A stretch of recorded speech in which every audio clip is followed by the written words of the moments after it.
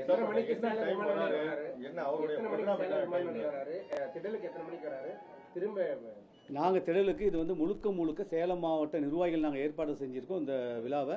இதில் நாங்கள் வந்து காவல்துறை என்ன கேட்டிருக்கோன்னாக்கா மதியானம் 12 முதல் 3 மணி வரைக்கும் அனுமதி கேட்டிருக்கோம். இதில் கழகத் தலைவர் அவர் எத்தனை மணிக்கு பேசுகிறாருங்கிறது அவருக்கு தனியாக பாதுகாப்பு அவருக்குன்னு ஒரு குழு இருக்குது. அந்த குழு வந்து ஆராய்ந்துட்டு அது காவல்துறை அதிகாரம் தெரிவிச்சிருவாங்க. எத்தனை மணிக்கு வருதுன்னு அவங்க தெரிவிப்பாங்க.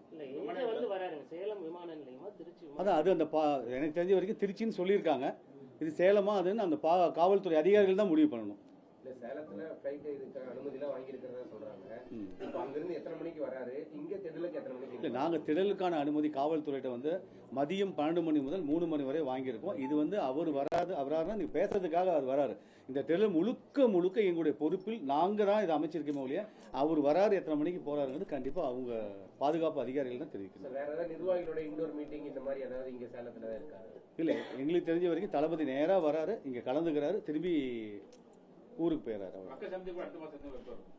அந்த அடுத்த மாதம் அதான் தேதி வந்து கழக எங்கள் பொதுச் செயலாளர்களோட அனுமதி பெற்று அவர் கழக தலைவரிடம் ஆலோசனைப்படி எங்கிட்ட என்னைக்குன்னு சொல்லுவார், அன்னைக்கு நடக்கும். 2 இடம் பார்த்துருக்கோம். அதான் அடுத்த மாதம் நாங்கள் கேட்குறோம்.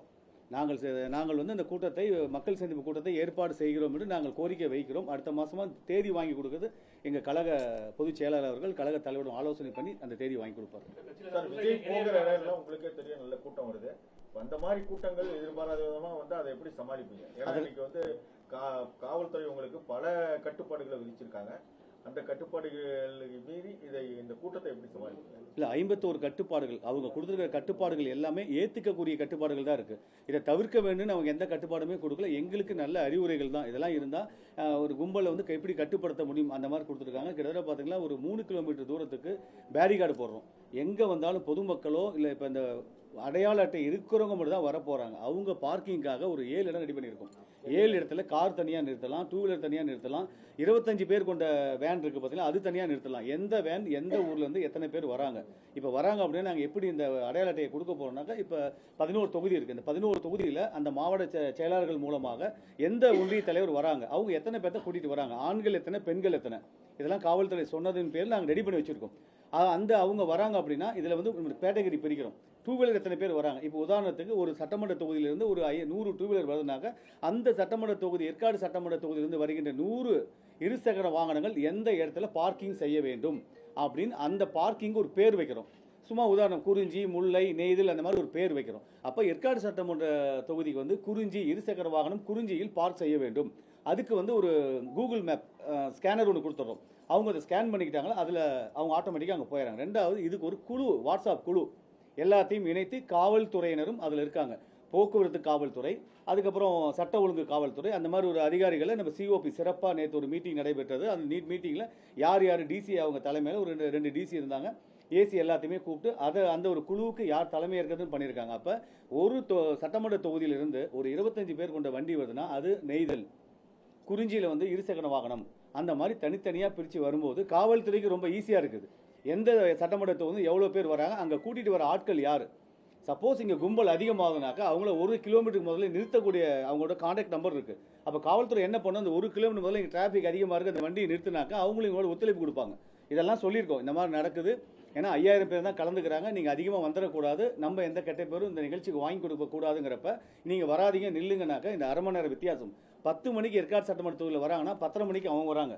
அப்போ அவங்க வந்துட்டு இங்கே உள்ள வர என்ட்ரி வந்து அந்த 12 மணிக்கு முன்னாடி அல்ல 12 மணி எனக்கு தெரிஞ்சு அரை மணி நேரம் டு 40 நிமிஷம் போதும் எங்களுக்கு உள்ள அந்த 5000 பேர்த்த நிற்பதற்கான நேரம் அது போதும். இன்னும் பல வகையில் பார்த்தீங்கன்னா ஃபயர் சர்வீஸ் 2 ஃபயர் சர்வீஸ் சொல்லியிருக்கோம். மருத்துவர்கள் கிட்டத்தட்ட 15 மருத்துவர்கள் வந்திருக்காங்க.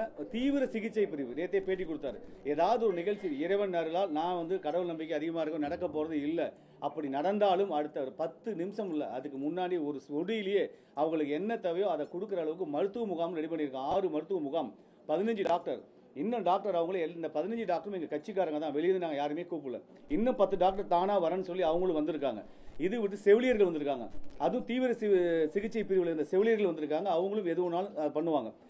ஆம்புலன்ஸ் இருக்கு, ஆம்புலன்ஸ் வந்து ஐசியூவி ஆம்புலன்ஸ், அதான் சொல்ல வந்து தடுமாறிச்சு, சாரி.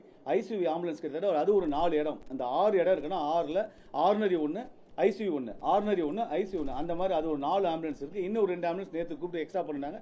அந்த 6 முகாமுக்கும் அதை கொடுத்துருக்குறோம்.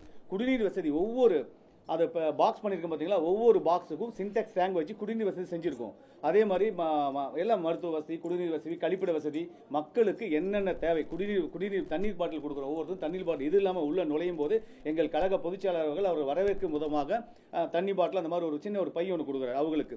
இன்னும் வெயில் தாக்கத்தை குறைப்பதற்காக அவங்களுக்கு தொப்பி கொடுக்குறோம். என்னென்ன வகையில் என்னென்ன பாதுகாப்பு செய்ய முடியுமோ அவ்வளோ பாதுகாப்பும் செய்திருக்கிறோம்.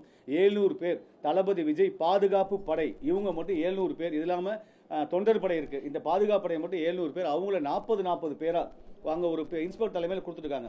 ஒரு வெளியே வந்து அவுட்ரு 2 கேட் இருக்குன்னா 2 கேட்டுக்கு 2 இன்ஸ்பெக்டர், இவங்களுக்கு 40 பேர், அவங்களுக்கு 40 பேர். எங்க தளபதி விஜய் பாதுகாப்பு படை தன்னார்வ தொண்டர்களும் அவங்களோட காவல்துறையோட இணைந்து செய்வாங்க. அந்த மாதிரி 40 பேரா பிடிச்சு அவங்க கையில் கொடுக்குறோம்.